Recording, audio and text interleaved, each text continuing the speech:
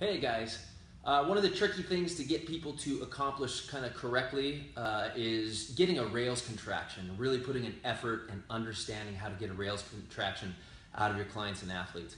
Dana John showed some time back using just a basic yoga block as to get more radiation, more effort out of that rails contraction and really teach the client how to use it. What I want to do is use the same thing. I'll probably show you two different movements as to apply it to, but how you can use the block to do what Dana John was showing, but some cues that you want to look for to squeeze out the best effort you can out of that person. So the first one I'll show is just from 90-90.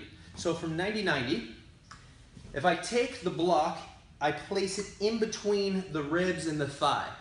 And as we've shown before, we'll use that just to squeeze and get more contraction out of your rails effort, out of all of that shortened flow of tissue.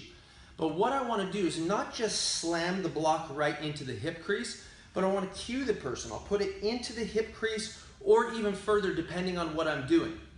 So I'll place it in the hip crease for this example. Now what I want to do is I don't want to cue them to go ribs into the block. Kind of show it from the side here. Ribs down into the block. What I'd rather do is actually cue them to try to reach their ribs or belly button out and over the block. So that's going to place my body in a better position. I'm taking my belly button, my ribs, and I reach them over the block. Then I put myself in the position.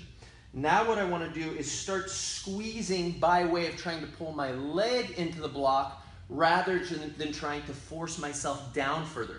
So I keep the same alignment in my upper body, and then I cue the client to start to squeeze the block with their leg generating force into the block.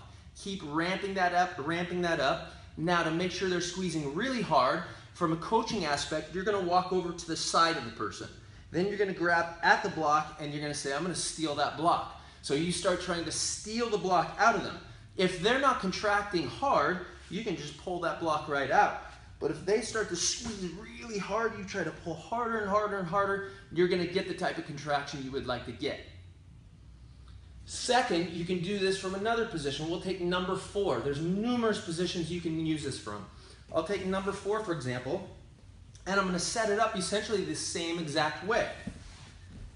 So I set it in their hip crease, and the cue is exactly the same from this position.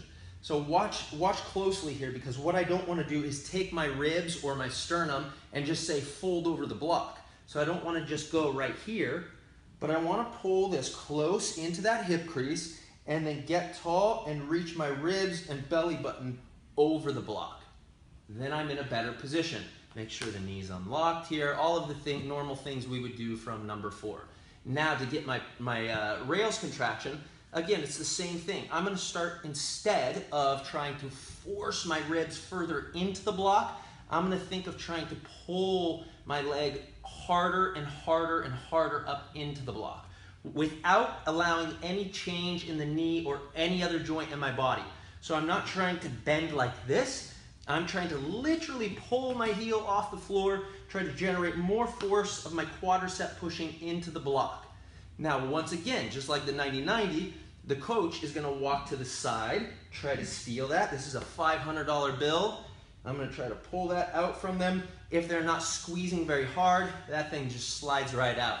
If they're squeezing appropriately, they start pushing that force, and you can't pull that block out.